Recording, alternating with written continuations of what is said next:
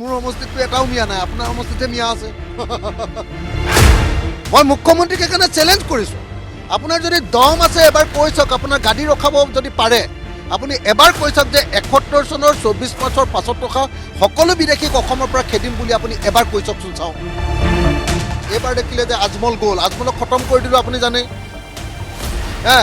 ৰকিবুল হুছেইনক নি ধুবুৰীত ইলেকশ্যন উঠাই আজমলকটো খতম কৰি দিলোঁ। আপোনালোকে নিশ্চয় জানে যে এইটোত আটাইতকৈ ডাঙৰ ভূমিকা যদি কাৰোবাৰ আছে তেতিয়াহ'লে অখিল গগৈ।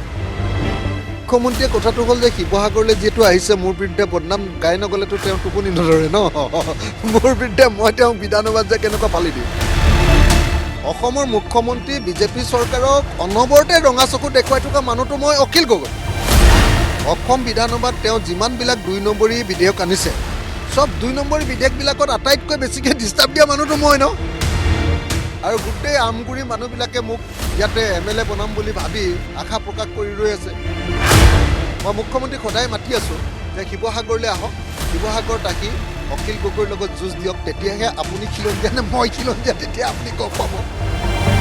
ইতিমধ্যে শিৱসাগৰ সমষ্টিৰ বিধায়ক অখিল গগৈ ডাঙৰীয়া মোৰ লগত আছে আৰু কেইবাটাও বিষয়ৰ ওপৰত অখিল গগৈ ডাঙৰীয়া প্ৰতিক্ৰিয়া ল'বলৈ মই অখিল গগৈ ডাঙৰীয়া যিহেতু তেওঁৰ সমষ্টিত আছে, শিৱসাগৰ সমষ্টিৰ বিভিন্ন চুকে কোণে তেওঁ ঘূৰি ফুৰিছে, নিৰ্বাচন সমাগত আৰু আজি গুৱাহাটীৰ পৰা আহি পাই তেওঁ সমষ্টিবাসী খবৰ ল'বলৈ ইতিমধ্যে সমষ্টি উলিয়াই গ'লে ঘূৰি ফুৰিছে। মই পোনে অখিল গগৈৰ ওচৰলৈ যাম। প্ৰথমতে আপোনাক এটা কথা সোধোঁ যে কালি মুখ্যমন্ত্ৰী ডাঙৰীয়াই শিৱসাগৰ সমষ্টিত যিটো কাষৰীয়া পূৰ্বৰ থাউৰাৰ বৰ্তমান ডিমৌ সমষ্টিত মহিলা উদ্যমিতাৰ এখন সভাত অংশগ্ৰহণ কৰিবলৈ আপোনাক আক্ৰমণ লক্ষ্য কৰি লৈছে। আপোনাক কৈছে যে আপুনি বিধানসভাত কেৱল ব্যৱহাৰ কৰে, যাৰ কাৰণে শিৱসাগৰ সমষ্টিটো আজিও উন্নয়নৰ মুখ দেখা নাই, তাৰ পৰিৱৰ্তে সুশান্ত একেবাৰে মনে থাকি তেওঁ সমষ্টিৰ কাৰণে বহু কাম কৰি ল'লে। গতিকে এই যিটো তেওঁৰ অভিযোগ আপোনাৰ ওপৰত দিছে কালি সমজুৱাকৈ, সেই ক্ষেত্ৰত আপোনাৰ প্ৰতিক্ৰিয়া কি হ'ব? প্ৰথম কথা মুখ্যমন্ত্ৰীয়ে মানে আপোনালোকে সকলোৱে জানে মুখ্যমন্ত্ৰীয়ে কেনেকৈ কথা কয়। মই এটাই কথা ক'ম যে মুখ্যমন্ত্ৰীয়ে যে আপোনাৰ বাতৰি কাগজবিলাকত যে এডভাৰটাইজ দি আছে এতিয়া যে অসমত তেওঁ কৰা কামবিলাকৰ ভিতৰত আটাইতকৈ গুৰুত্বপূৰ্ণ যিকেইটা তেওঁৰ এচিভমেণ্ট বুলি দেখুৱাইছে, তেওঁৰ অৱদান বুলি দেখুৱাইছে, তাৰ 3 নম্বৰ গুৰুত্বপূৰ্ণ কামটোচোন আমাৰ সমষ্টিত হৈছে ৰংঘৰ প্ৰকল্প। ৰংঘৰ প্ৰকল্প আমি 142 কোটি টকাৰে শিৱসাগৰলৈ আনিছোঁ আৰু শিৱসাগৰলৈ আনি ৰংঘৰ প্ৰকল্পৰ কাম চলি আছে। আৰু আজিৰ দিনটোত অসমৰ মুখ্যমন্ত্ৰীৰ আটাইতকৈ ডাঙৰ যি কাম, কেতিয়াবা 2 নম্বৰত দিয়ে, কেতিয়াবা 3 নম্বৰত দিয়ে, আমাৰ ৰংঘৰ প্ৰকল্পটোক আটাইতকৈ ডাঙৰ কামবিলাকৰ ভিতৰত এটা বুলি ঘোষণা কৰে। তো গতিকে এইটো কাম মই ভাবোঁ যে অন্য কেইটা ঠাইত অসমৰ মুখ্যমন্ত্ৰীয়ে অন্য কেইটা ঠাইত এনেকুৱা কাম কৰিছে। বটদ্ৰৱা প্ৰকল্পটো আছিলে সৰ্বানন্দ সোণোৱালৰ দিনৰ, কিন্তু এনেকুৱা প্ৰকল্প এই ৰংঘৰ প্ৰকল্পৰ নিচিনা কি প্ৰকল্প এতিয়ালৈকে তেওঁ কৰিছে, সেই প্ৰশ্নটোৰ উত্তৰ তেওঁ দিয়ক। দ্বিতীয়তে বিজেপি চৰকাৰখনৰ মূল ফ্লেগশ্বিপ ডাঙৰ যিকেইটা প্ৰগ্ৰেম তেওঁলোকৰ, সেইকেইটাৰ ভিতৰত আপোনালোকে জানে যে তাৰ ভিতৰত এটা হ'ল ডিষ্ট্ৰিক্ট ষ্টেডিয়ামবিলাক নিৰ্মাণ কৰা। শিৱসাগৰ ডিষ্ট্ৰিক্ট ষ্টেডিয়ামটো মই আনিলোঁ, আপুনি জানে। ইউনিভাৰ্চিটিবিলাক দি আছিলে, ইউনিভাৰ্চিটিখন মই আনিলোঁ, শিৱসাগৰ ইউনিভাৰ্চিটি আপোনালোকে জানেই। মেডিকেল কলেজখনো মই আনিছিলোঁ, মেডিকেল কলেজ শিৱসাগৰৰ কাৰণে আনিলোঁ। তেওঁহে খালি এই উপ নিৰ্বাচনৰ সময়ত মানে সেইটো আমাৰ সমষ্টিৰ পৰা অলপ দূৰত থাউৰা সমষ্টিৰ ভিতৰত পেলাই দিলে, কাৰণ তেওঁ উপ নিৰ্বাচনত কৈ থৈ গৈছিলে যে মই থাউৰা সমষ্টিতে হেৰিটো ৰাখিম বুলি। আজি গোটেই আপোনালোকে নিজে দেখিছে যে যুগান্তৰ এই শিৱসাগৰখনত চলি আছিলে বানপানী গৰাখহনীয়া। আপোনালোকে নিজে দেখিছে সেই বানপানী গৰাখহনীয়া এই অঞ্চলত আনকি আমাৰ ৱাটাৰ ৰিচোৰ্চ মিনিষ্টাৰো আছিলে। কিন্তু এতিয়া মই গোটেই ব্ৰহ্মপুত্ৰ এলেকাটোৰ 14 কিলোমিটাৰ পূৰা গোটেই এলেকাটোৰ বানপানী আৰু গৰাখহনীয়া ৰোধ কৰিবৰ কাৰণে 200 কোটি টকা এছিয়ান ডেভেলপমেণ্ট বেংকৰ পৰা আনিছোঁ। কাম আৰম্ভ হ'ব এতিয়া, ফেব্ৰুৱাৰী মাহৰ পৰা কাম আৰম্ভ হৈ যাব। তো এইটো তাতকৈ এনেকুৱা ধৰণৰ ডাঙৰ প্ৰগ্ৰেম আৰু ক'ৰবাত মুখ্যমন্ত্ৰীয়ে দিছে নেকি ক'ৰবাত, এবাৰ আপুনি সুধি ল'ব, হয়নে নহয়? তেওঁলোকৰ আৰু এটা ডাঙৰ প্ৰগ্ৰেম আছিলে চাৰ্কিট হাউচবিলাক বনোৱা, সেইটোও মই ল'লোঁ। আপুনি নিজে চাই লওক, তেওঁলোকৰ মই চেণ্ট্ৰেল গভৰ্ণমেণ্টৰ পৰা শিৱসাগৰ টাউনৰ পানী যোগান প্ৰকল্পটোৰ কাৰণে 35 কোটি টকা আনিলোঁ। এটা 16 কোটি টকা, এটা 35 কোটি টকা। আচলতে মিথ্যা চাৰৰ অভিযোগ লৈছে। মানে নহয়, মুখ্যমন্ত্ৰীয়ে কথাটো হ'ল যে শিৱসাগৰলৈ যিহেতু আহিছে মোৰ বিৰুদ্ধে বদনাম গাই নগ'লেতো তেওঁ টোপনি নধৰে ন। মোৰ বিৰুদ্ধে মই তেওঁক বিধানসভাত যে কেনেকুৱা ফালি দিওঁ, গতিকে ইয়ালৈ আহিছে মোৰ বদনাম এটা গাই গৈছে। সেইকাৰণে মই মুখ্যমন্ত্ৰীক কওঁ যে আপুনি মোক ইমান বদনাম গাইছে, ঠিক আছে, মোৰ বিৰুদ্ধে যিজন কেণ্ডিডেট দিছে অলপ ভাল কেণ্ডিডেট এজন দিয়ক, মই তেতিয়াহে হাৰিম। সেইকাৰণে মই মুখ্যমন্ত্ৰীক মাতি আছোঁ যে আপুনি আহক, আপুনি আহিলে যুঁজি ভাল লাগিব। আপুনি জালুকবাৰী বিধানসভা সমষ্টিত বাহিৰৰ পৰা বাঙালী মানুহেও পৰা আনি, হিন্দু বেংগলী পৰা আনি আপুনি ভোট লৈ, আৰু হিন্দী ভাষী মাৰোৱাৰী আৰু বিহাৰী মানুহ কিছুমানৰ ভোট লৈ আপুনি বৰ দমদম কথা কৈ আছেতো। আমাৰ খিলঞ্জীয়াৰ সমষ্টিলৈ আহক। শিৱসাগৰৰ অসমৰ চব খিলঞ্জীয়া মানুহবিলাক আছোঁ আমি। ইয়াত যদি মুছলমান মানুহো আছে 100% খিলঞ্জীয়া, তো আপুনি আহক শিৱসাগৰলৈ, শিৱসাগৰত ফাইটটো দিয়ক। মই সেইকাৰণে মাতি থাকোঁ মুখ্যমন্ত্ৰীক। সেইকাৰণে যিহেতু মই তেওঁক ডিষ্টাৰ্ব কৰি থাকোঁ, গোটেই অসমতে আপোনালোকে জানে যে মই তেখেতক খুব ডিষ্টাৰ্ব কৰি থাকোঁ। আৰু এটা মুখ্যমন্ত্ৰীৰ হিমন্ত বিশ্ব শৰ্মাৰ দিনৰ এটা ডাঙৰ প্ৰজেক্ট হ'ল যে ৰাস্তাবিলাকৰ ডাঙৰ ডাঙৰকৈ বনোৱা অসমমালা। মই অসমমালাত 122 কোটি টকাৰ এটা ৰাস্তা ল'লোঁ, BG ৰোড, আৰু তাৰপিছত 102 কোটি টকাৰে মই ল'লোঁ আকৌ হেৰিটো, কি কয় আপোনাৰ আমাৰ বৰালিটো, দিখৌমুখৰ পৰা ভটিয়াপাৰ হৈ আমাৰ জয়সাগৰৰ কাষেদি গৈ একেবাৰে নাজিৰালৈকে পোৱাই দিছোঁ। আপোনালোকে দেখিছে 102 কোটি টকাৰে। এতিয়া মই ক'ব খুজিছোঁ যে যি মই ইউনিভাৰ্চিটিও আনিলোঁ, ষ্টেডিয়ামো আনিলোঁ, চাৰ্কিট হাউচো আনিলোঁ, তাৰপাছত আপোনাৰ পানী যোগান কেন্দ্ৰও আনিলোঁ টাউনৰ কাৰণে, বৰপুখুৰী পাৰৰ সৌন্দৰ্য বৰ্ধনো কৰি আছোঁ। তাৰপাছত আপোনাৰ বানপানী গৰাখহনীয়া সমস্যা সমাধান কৰিবৰ কাৰণে 200 কোটি টকা, 1 টকা 2 টকা নহয়, 200 কোটি টকা আনিলোঁ। আপোনাৰচোন ডাঙৰ ডাঙৰ প্ৰজেক্ট মই চবেই লৈ আহিলোঁ। আৰু আপুনিতো এতিয়া এডভাৰটাইজ কৰি থকা, মুখ্যমন্ত্ৰী ডাঙৰীয়া এডভাৰটাইজ কৰি থকা আটাইতকৈ ডাঙৰ যিকেইটা প্ৰজেক্ট গোটেই অসমত বনাইছোঁ বুলি কৈছে, তাৰ 2 বা 3 নম্বৰ প্ৰজেক্টটো শিৱসাগৰ ৰংঘৰ সৌন্দৰ্য বৰ্ধন আঁচনি, হয়নে নহয় শুনি চাওক আপুনি। আৰু এটা ডাঙৰ অভিযোগ উত্থাপন কৰিছে যে তেওঁ শিৱসাগৰ সমষ্টিৰ বিধায়ক, কিন্তু তেওঁ বেছি মানে বঙাইগাঁও, আপোনাৰ গোৱালপাৰা, হোজাই এইবিলাক সমষ্টিৰ মানুহৰ কথা বেছি গুৰুত্ব দিয়ে। এইটো এটা ডাঙৰ সমজুৱাই কৈছে কালি। মানে মোৰ কোৱালিটিটো তেখেতে মানে অসুবিধাটো তাতে, মই যদি অকল শিৱসাগৰ সমষ্টিৰ কথা কৈ থাকোঁ তেতিয়া তেওঁ মোক বেয়া নাপায়, মোক ইয়াতে মানে আবদ্ধ কৰি ৰাখিব খোজে। মোক তেওঁ বেয়া পোৱাৰ কথাটো হ'ল যে মই অসমৰ প্ৰত্যেকটো ইছ্যুক লৈ মাত মাতি দিওঁ। অসম বিধানসভাত তেওঁ যিমানবিলাক 2 নম্বৰী বিধেয়ক আনিছে, চব 2 নম্বৰী বিধেয়কবিলাকত আটাইতকৈ বেছিকৈ ডিষ্টাৰ্ব দিয়া মানুহটো মই ন। অসম বিধানসভাত একদম ভোট কৰি, বিধানসভাৰ ভিতৰত MLA বিলাকৰ ভোট কৰি চৰকাৰখনকে ভাঙি দিবলৈ লৈছিলোঁ ন।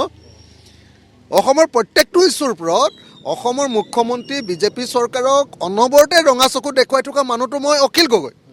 সেইকাৰণে তেওঁৰ কাৰণে বৰ অসুবিধাজনক কথা তেওঁলোকৰ কাৰণে যে অখিল গগৈ সদায় খালি মোক ডিষ্টাৰ্ব কৰি থাকে, গতিকে ইয়াক আহি শিৱসাগৰত ডিষ্টাৰ্ব কৰোঁ বুলি ভাবিছে।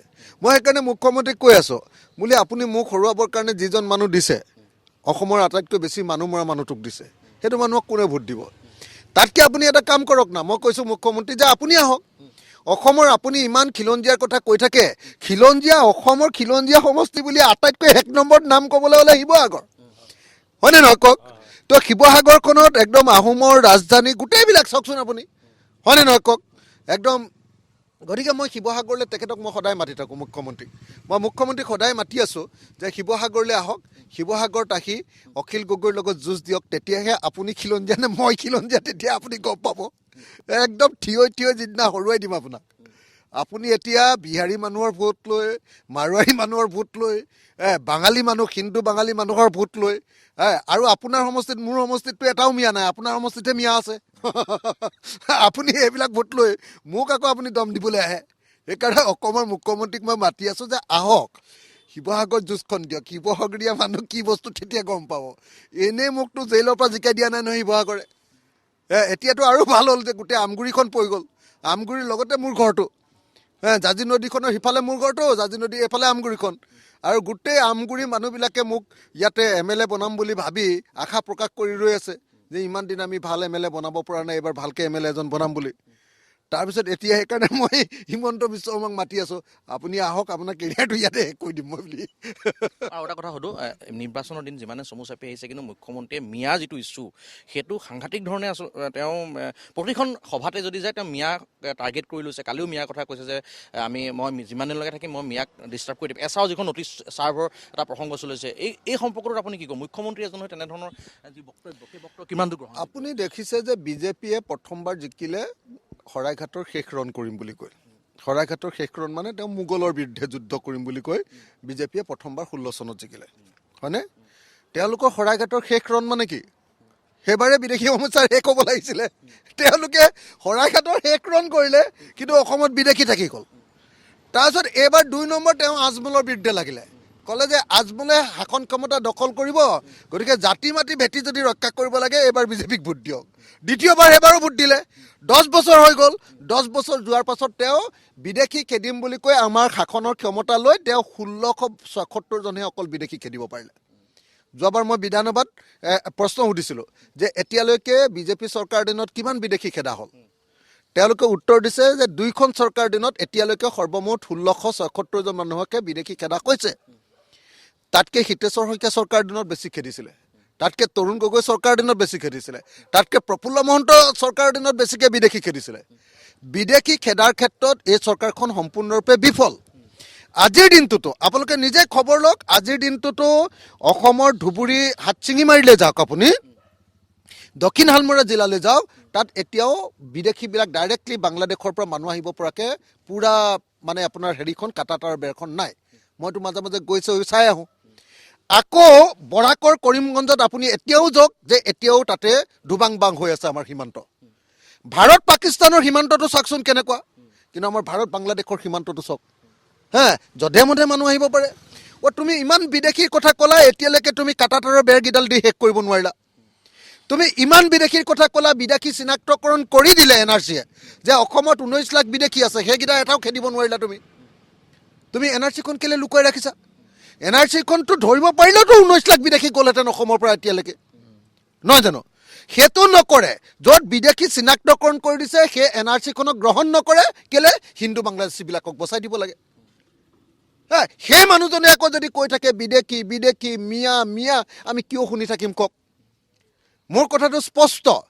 মুছলমান মিয়াই হওক বা হিন্দু বাংলাদেশীয়ে হওক, যি মানুহ 71 চনৰ 24 মাৰ্চৰ পাছত অসমলৈ আহিছে তেওঁলোক অসমৰ পৰা যাব লাগিব।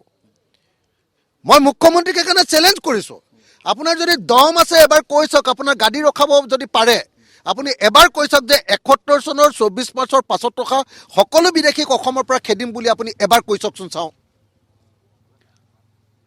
এবাৰ কৈ চাওক, যদি সাহস আছে তেওঁ একেদিনাই RSSে তেওঁক লাট মাৰি বাহিৰ কৰি দিবনে নাই চাই ৰাখক। তো একো কাম নকৰে। বিদেশী সমস্যাৰ সমাধান কৰিবৰ কাৰণে NRCখন নবনায়, আমাৰ কাটাতাৰৰ বেৰকেইডাল সম্পূৰ্ণ কৰি নিদিয়ে। অসম চুক্তি 6 নম্বৰ দফাৰ তেওঁলোকে আখৰে আখৰে পালন কৰিম বুলি ক'লে, এতিয়ালৈকে 6 নম্বৰ দফাৰ একেবাৰে আপোনাৰ প্ৰতিবেদনখনকে চেণ্ট্ৰেল গভৰ্ণমেণ্টে গ্ৰহণ নকৰিলে, একোৱে নকৰিলে। নকৰা যি নকৰিলে, একোৱে নকৰিলে। আটাইতকৈ কম বিদেশী খেদা মুখ্যমন্ত্ৰীজনৰ নাম হ'ল হিমন্ত বিশ্ব শৰ্মা। আৰু সেইকাৰণে সেই মানুহজনে এতিয়া বেলেগ একো উপায় নাই। এইবাৰ দেখিলে যে আজমল গ'ল, আজমলক খতম কৰি দিলোঁ। আপুনি জানে ৰকিবুল হুছেইনক নি ধুবুৰীত ইলেকশ্যন উঠাই আজমলকটো খতম কৰি দিলোঁ। আপোনালোকে নিশ্চয় জানে যে এইটোত আটাইতকৈ ডাঙৰ ভূমিকা যদি কাৰোবাৰ আছে তেতিয়াহ'লে অখিল গগৈ। তো আজমলক যেতিয়া নাইকিয়া কৰি দিলোঁ, এবাৰ আজমল কৰিবলৈ নাইকিয়া হৈ গ'ল তেওঁ। তো ইয়াৰ আগতে আপোনাৰ কৈছিলে শৰাইঘাটৰ শেষ ৰণ, সেইটোও ক'বলৈ নাইকিয়া হৈ গ'ল, কাৰণ সেইটো সেই বছৰ তেওঁলোকে অসমক ঠগি দিলে, একোৱে কৰিব নোৱাৰিলে। অসমৰ বিদেশীয়ে টালি টোপোলা বান্ধি লৈ যাব লাগিব বুলি কৈছে। তেনেকুৱা টালি টোপোলা দিৱস এতিয়ালৈকে 12 বছৰ হৈ গ'ল, দিৱস পতাই 12 বছৰ হৈ গ'ল। এতিয়া টালি টোপোলা দিৱস পাতিব পৰা হৈ গ'লোঁ আমি, টালি টোপোলালৈ কোনো নগ'ল। এনেকুৱা পৰিস্থিতিত সেইকাৰণে হিমন্ত বিশ্ব শৰ্মাই উপায় নাপায়, মানে এটা নতুন তেওঁৰ তাবিজ এটা উলিয়াইছে, মিয়া তাবিজ, যে অসমীয়া মানুহক মিয়া মিয়া মিয়া মিয়া কৈ থাকিলেহে ভোটটো দিব। কিন্তু এইবাৰ অসমীয়া মানুহে যিমান শিক্ষা পালে এই বিজেপি চৰকাৰৰ পৰা, গোটেই বিজনেছ, যিকোনো এজন বিজনেছমেনক সুধি চাওক আগতকৈ অৱস্থা বেয়া কৰিলে নে নাই। যিকোনো এজন মানুহক সুধি চাওক, চবৰে বিজনেছ বৰবাদ কৰি দিলে। সাংবাদিক এজনক সুধি চাওক, মোৰ নিচিনা সাধাৰণ মানুহ এজনক সুধি চাওক, কাকো কথা ক'ব নোৱাৰে, তেওঁলোকৰ পুলিচ আহি যায়।